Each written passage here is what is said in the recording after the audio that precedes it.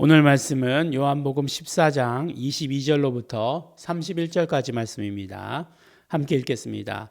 가롯 아닌 유다가 가로되 주여 어찌하여 자기를 우리에게는 나타내시고 세상에게는 아니하려 하시나이까.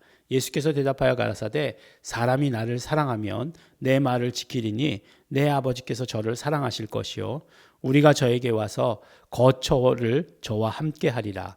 나를 사랑하지 아니하는 자는 내 말을 지키지 아니하나니 너희의 듣는 말은 내 말이 아니요 나를 보내신 아버지의 말씀이니라. 내가 아직 너희와 함께 있어서 이 말을 너희에게 하였거니와 보혜사 곧 아버지께서 내 이름으로 보내실 성령 그가 너희에게 모든 것을 가르치시고 내가 너희에게 말한 모든 것을 생각나게 하시리라. 평안을 너희에게 끼치노니 곧 나의 평안을 너희에게 주노라. 내가 너희에게 주는 것은 세상이 주는 것 같지 아니하니라. 너희는 마음에 근심도 말고 두려워하지도 말라. 내가 갔다가 너희에게로 온다 하는 말을 너희가 들었나니 나를 사랑하였다면 나의 아버지께로 감을 기뻐하였으리라. 아버지는 나보다 크심이니라. 이제 일이 이루기 전에 너희에게 말하는 것은 일이 이룰 때에 너희로 믿게 하려 함이라. 이후에는 내가 너희와 말을 많이 하지 아니하리니 이 세상 임금이 오겠음이라. 그러나 저는 내게 관계할 것이 없으니 오직 내가 아버지를 사랑하는 것과 아버지의 명하신 대로 행하는 것을 세상으로 알게 하려 함이로라. 일어나라 여기를 떠나자 하시니라. 아멘. 네, 예수님의 제자 중에 가롯 유다 말고 유다가 또 있죠. 네, 유다가 있습니다. 예수님께 여쭤봅니다. 왜 자기를 우리에게는 나타내시고 세상에게는 나타내지 않으시려고 하십니까? 마치 초막절 때의 7장인가요? 초막절 때에 예수님의 동생들이 예수님께 물었던 질문과 같은 그런 질문들을 하죠. 그런데 이 질문에 대해서 예수님께서 이렇게 대답하십니다. 사람이 나를 사랑하면 내 말을 지키리니 내 아버지께서 저를 사랑하실 것이요 우리가 저에게 와서 거처를 저와 함께 하리라 라고 이렇게 말씀하십니다. 이 말씀이 굉장히 의미가 있죠. 거처를 저와 함께 한다 라고 하시는 것, 하나님께서 예수님께서 거처를 저와 함께 하신다. 이게 뭐를 말하는 거예요? 이건 성전을 이야기하는 거예요. 그렇죠? 성전에서 하나님께서 거하시겠다라고 하신 곳은 성전이에요. 하나님께서 이름을 두시겠다. 이름이 있는 곳에 내가 그곳에 거하시겠다라고 이렇게 이야기하신 곳이 바로 그 성전이라고 하는 그런 의미가 되는 거죠.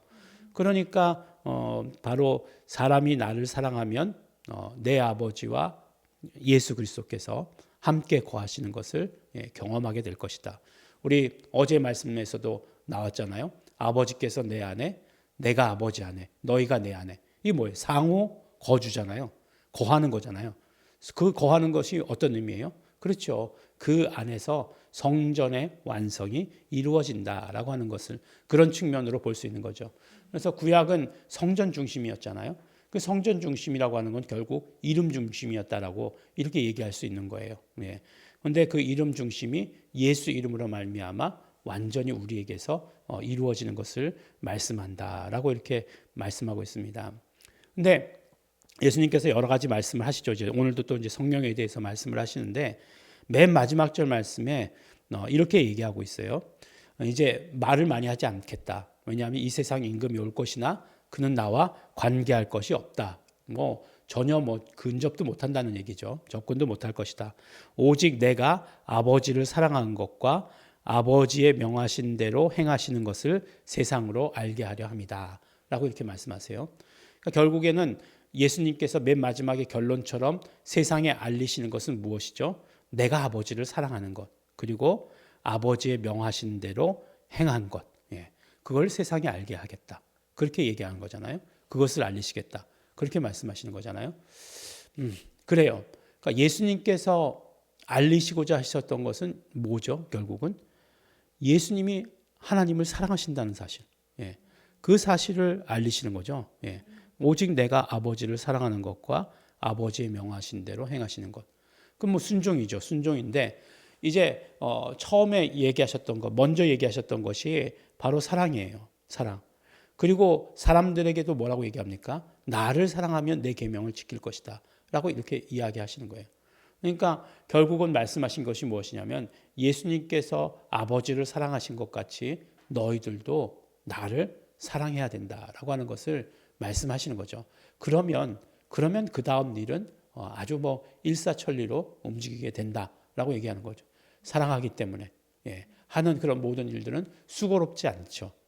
그다음에 정말 기쁨으로 하게 되고 그것이 뭐 피곤으로 오는 것이 아니고 고통으로 오는 것 아니죠.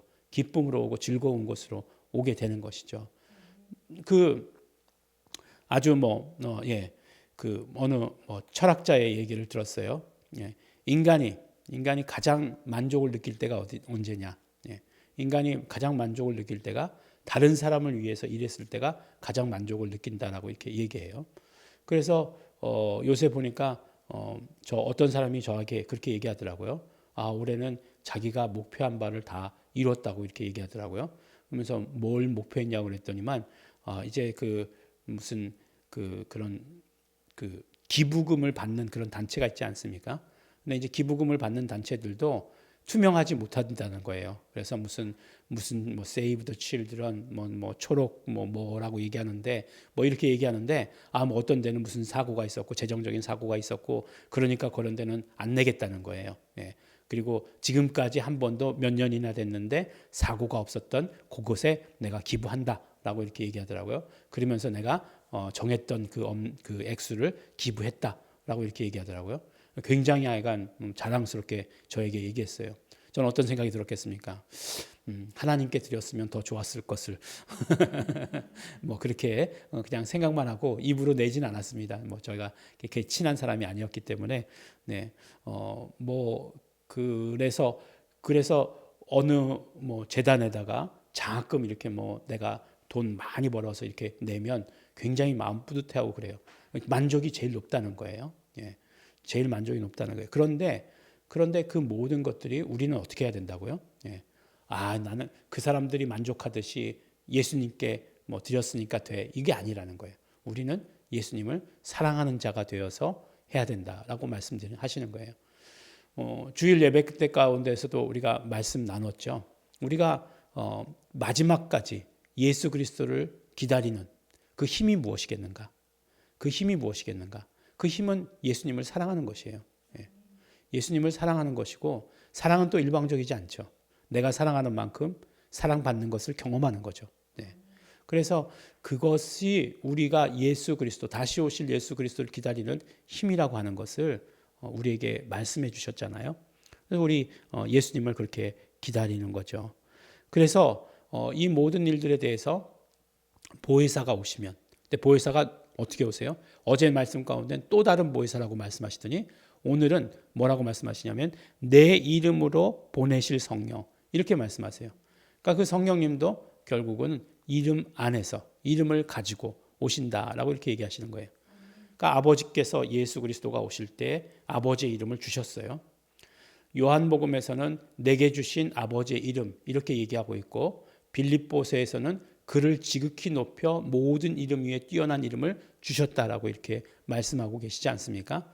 그러니까 분명히 아버지의 이름을 아버지께서 가지고 계시는 이름을 예수에게 주신 거예요. 이거는 모세에게 가르쳐 주신 거하고 또 달라요. 완전 다르죠. 계시하신 거하고 주신 거하고는 다르지 않겠습니까? 내 이름이 뭐야? 라고 이렇게 가르쳐 주신 거하고 넌 내 이름을 가져 라고 하는 거하고는 다르지 않겠어요? 그렇게 다른 거예요. 예수님께서는 주셨어요. 이름을. 아버지 이름을 주셨어요. 그 다음에 그것을 우리에게 적용시키시고 또 우리에게 주시고 하시는 일을 하시는 분은 누구시라고요? 성령님이신 것을 말씀하신 거죠. 왜냐하면 내 이름으로 보내실 성령. 이게 무슨 얘기겠어요? 내 이름을 가지고 오실 성령. 그런 의미를 가지고 있는 거죠. 그래서 이것이 이 이름을 가지고 오는 것의 의미인 거죠. 그래서 모든 사람들에게 예수 이름을 알게 하시는 거죠. 그렇게 우리가 예수 이름을 알면 요한복음 17장에 뭐라고 얘기하고 있어요? 아버지의 사랑이 우리 안에 거하고 우리도 이제 아버지의 사랑을 경험하게 되는 거죠. 아버지의 사랑을 경험한다는 것은 결국 내가 예수님을 사랑하는 자가 된다라고 하는 것을 말씀해 주시는 것입니다. 우리가 성령님을 환영하고 성령님을 영접하고 성령님 예수 이름 가지고 오세요. 근데 그게 능력만 그렇게 강조하는 건가요? 아니죠. 그렇게 강조하게 되면 뭐가 되는 거예요? 뭐 은사, 뭐 이런 이야기가 되는 거죠. 근데 요한은 그런 식으로 바라보지 않았어요. 성령님에 대해서 우리에게 이름을 가지고 오셔서 그 이름으로 말미암아 관계를 말씀하신 거죠. 사랑의 관계를. 그 사랑의 관계가 우리에게 이루어지게 될 것이다라고 이렇게 말씀하십니다. 그러므로 오늘도 우리가 보혜사 성령님 우리와 함께하여 주시옵소서. 성령님 충만하여 주시옵소서. 우리가 정말 기도하실 때 그러므로 그 이름도 우리에게 충만하기를 소원합니다. 나는 성령님이 충만함으로 말미암아 나는 그 이름을 고백합니다. 이렇게 고백하시듯 우리 성도 여러분 되시기를 예수 이름으로 축원합니다. 기도하겠습니다. 하나님 아버지 감사합니다. 우리가 예수님을 사랑해야 하는 것 알게 하여 주신 것 너무나 감사합니다. 세상에 드러내는 것 예수님께서 오셔서 아버지를 사랑하셨고 아버지의 명하신 일을 하셨다는 것을 말씀을 통해 들었습니다. 우리가 세상에 드러내야 될 것은 예수님을 사랑하고 예수님께서 그러므로 우리에게 명하신 일을 해야 하는 것임을 우리 알게 하여 주신 것 감사하고 감사합니다. 그것을 온전히 드러내게 하여 주시옵소서. 성령님을 환영합니다. 성령님, 예수 이름 가지고 오신 성령님, 우리 안에 그 이름 주신 성령님 감사하고 감사합니다. 성령님께서 함께하여 주시어서 우리가 예수 이름을 말하게 하여 주시옵시고 예수 이름으로 모든 것 구하게 하여 주시옵시고 예수 이름으로 기도하게 하여 주시옵시고 예수 이름을 고백하는 자 전하는 자 될 수 있도록 성령님 써 주시옵소서. 감사드립니다. 예수님 이름으로 기도드렸습니다. 아멘. 그러므로 우리 시간에 기도하실 때 오늘도 성령님을 환영합니다. 보혜사 성령님 환영합니다. 보혜사 성령님 사랑합니다. 예수님을 사랑합니다. 예수님을 사랑하고 사랑합니다. 예수님 사랑하기에 예수님 말씀하신 모든 것들 성령님 기억나게 하여 주시고 우리가 다 순종하여 행할 수 있도록 하여 주시옵소서. 성령님 역사하시옵소서. 다 같이 통성으로 기도하시겠습니다.